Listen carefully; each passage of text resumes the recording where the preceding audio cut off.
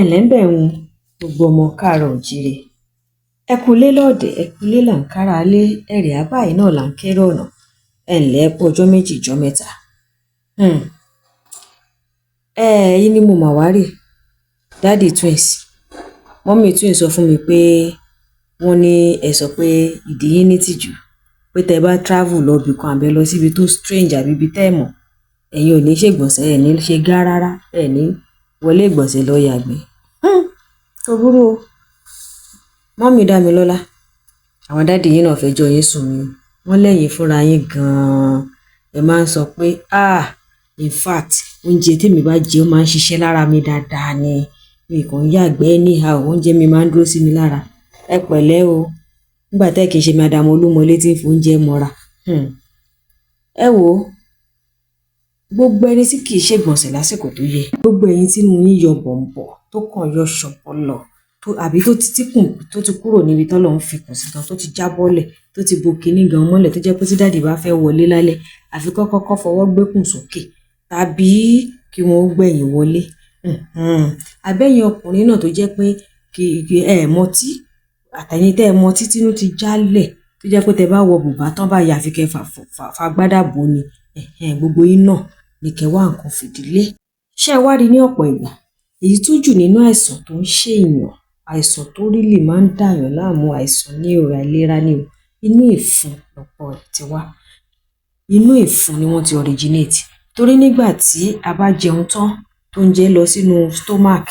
tó dénú stomach tán tí gbogbo àwọn ẹ̀yà ara àwọn nǹkan tó ṣiṣẹ́ nínú ara àwọn internal organs tó bẹ̀rẹ̀ sí ní ṣe iṣẹ́ tó yẹ tẹ́lẹ̀ du àrán wọn gan pé kí wọ́n ṣe kidney ṣe tiẹ̀ liver á ṣiṣẹ́ tiẹ̀ tó yẹ kó ṣe ń bẹ̀ gbogbo digestive system gbogbo organs tó need àwọn oúnjẹ yín láti fi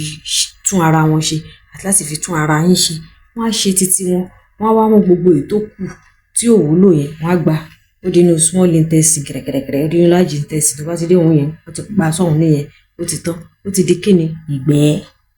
kí ló expect kẹ́ ṣe kẹ́ páàsì ẹ̀ dànù. Ṣé wá rí ńgbà tẹ́ ẹ bá tó yẹ kẹ́ ó kúrò lára tí ò kúrò lára tẹ́ ẹ rò pé ṣe lẹ fi mọlé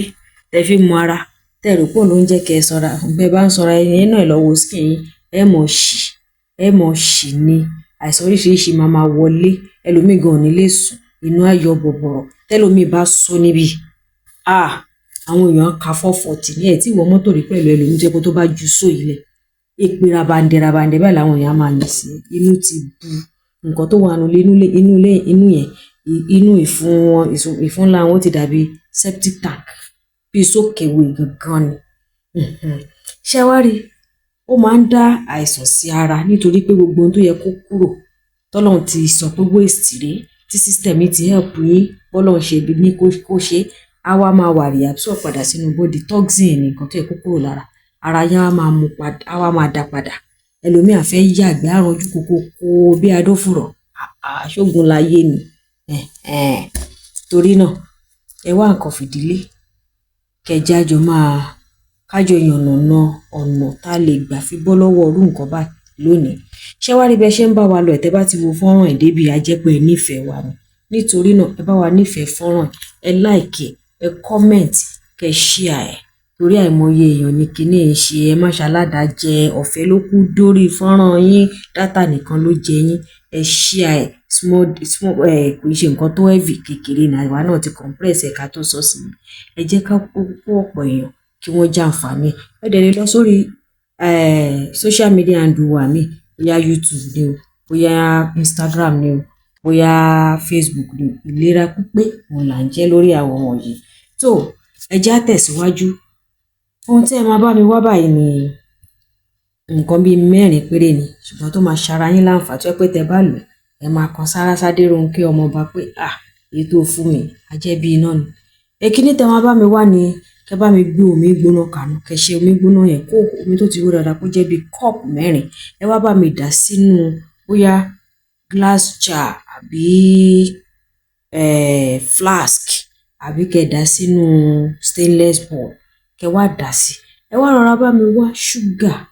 ṣíbí ọmọdé ẹyọkan aparaju ni o kì í ṣe yípo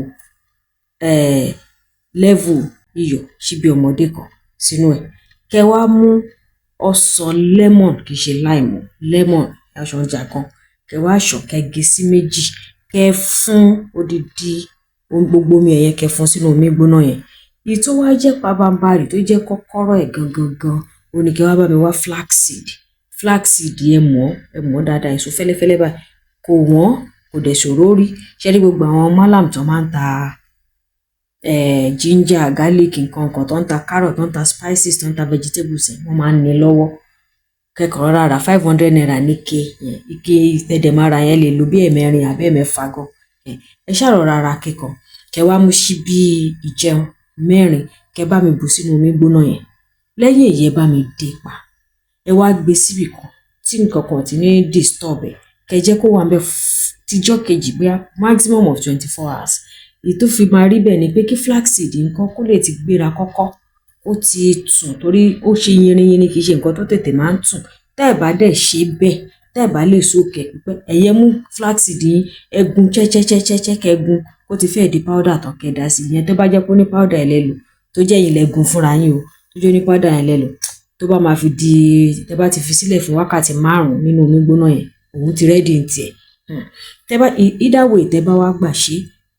bẹ́ẹ̀ ṣe máa lò ní pé ṣe rí ṣọ́ọ̀tì tá a fi mu ṣọ́ọ̀tì orí schnapps yẹn ẹ ṣàrọ̀ra wá ṣọ́ọ̀tì yẹn kẹ́ mú 2 láàárọ̀ tó bá kù bí 30 minutes kẹ́ jẹun 2 lálẹ́ tẹ́ bá ti fẹ́ lọ sùn ṣùgbọ́n tó bá jẹ́ pé ẹ̀yin tí inú yín yí bí Tadéronkẹ́ bá tó bá ní kinní kan jẹ́ kéèyàn ò ṣègbọ̀nsẹ̀ àbọ̀ ń jẹ́ kéèyàn ṣe nǹkan kan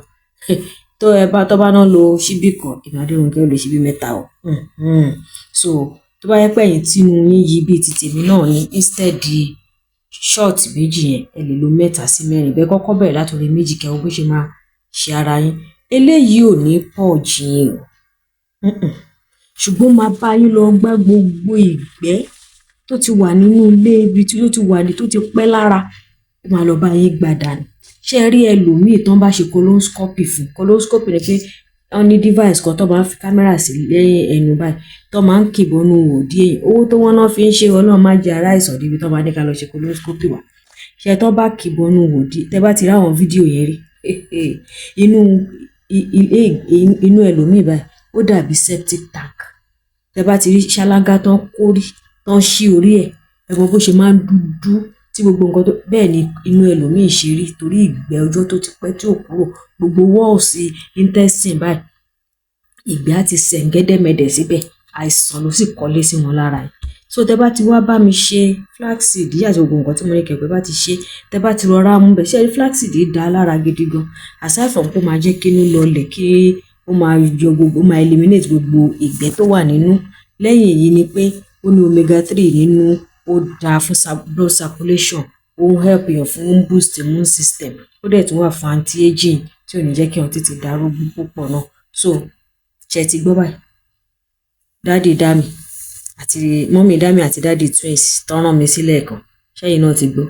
kò dá kí gbọ́ kó pẹ́ lára kò dẹ̀ ń ṣe pé ìgbẹ́ lèèyàn fi ń sanra nítorí náà ẹ jẹ́ ká wà ní ìlera pípé tínú èèyàn bá ti tí ò bá ti sí nǹkan tó yẹ kó sí nínú èèyàn lè má ṣàìsàn rárá o kò jù báyìí lọ lónìí ẹ lọ lò ó ṣé gbogbo ẹ̀yin tẹ́ bá ti wá dán kínní èwo tó bá ti jẹ ẹ kọ síbi kẹ́ jẹ́ kí n mọ̀ ẹ̀yin tẹ́ bá sì ti lò rí tẹ́lẹ̀ náà ẹ kọ́mẹ̀ǹtì kẹ́ jẹ́ kí n mọ̀ kò ní jù báyìí lọ lónìí lórí ìlera pípé èmi Adéronkẹ́ náà ni àní ṣàìsàn àìsàn ṣì ní ṣe wá kókó báyìí lára ọ̀tá lè kókó lára wa máa mẹ́ ẹ má gbàgbé kẹ́ bá wa nífẹ̀ẹ́ fọ́nrán yìí kẹ́ sì bá wa pín káàkiri ire báyìí lójú owó rí ó dìgbà kan náà.